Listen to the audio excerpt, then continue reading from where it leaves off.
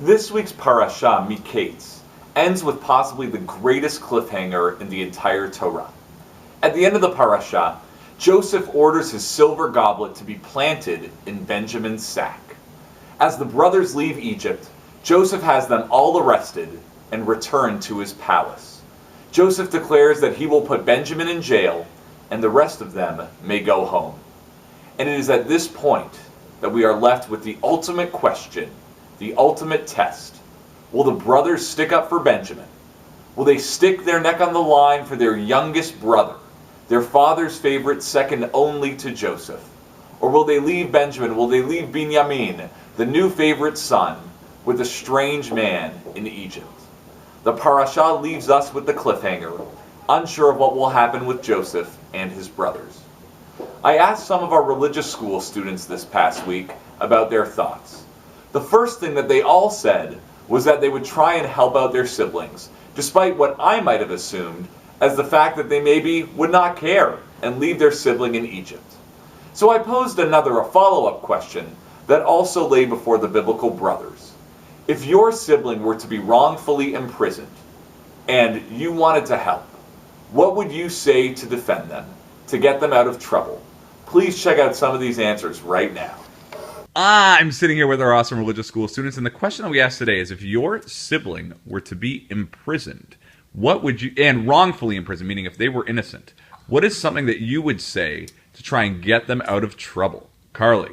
Well, wouldn't there be some type of evidence that my sibling wouldn't be the one who did it? Like, there's always evidence that one person never did it. Okay. Lily. Also, I would say that everyone makes mistakes and that you should get second chances even if, you didn't actually do it. Cool. Izzy. Okay. I would say that my sister is innocent, so I'm sure that there's some kind of proof that she didn't do it. Cool. And I know there is. And I would take this in a formal way.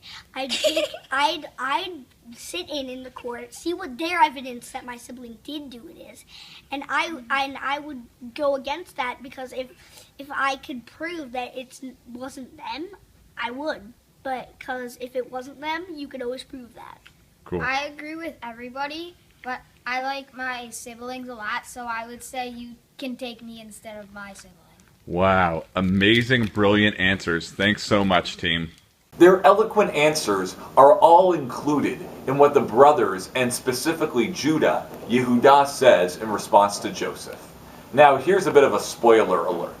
It is only in the next week's parasha, in the beginning of Parashat Vayigash, that we read the eloquent speech of Judah, of Yehudah, one that Dr. Nahum Sarna lauds as deferential yet dignified, spirited but not provocative, full of pathos and passion, yet restrained and transparently sincere.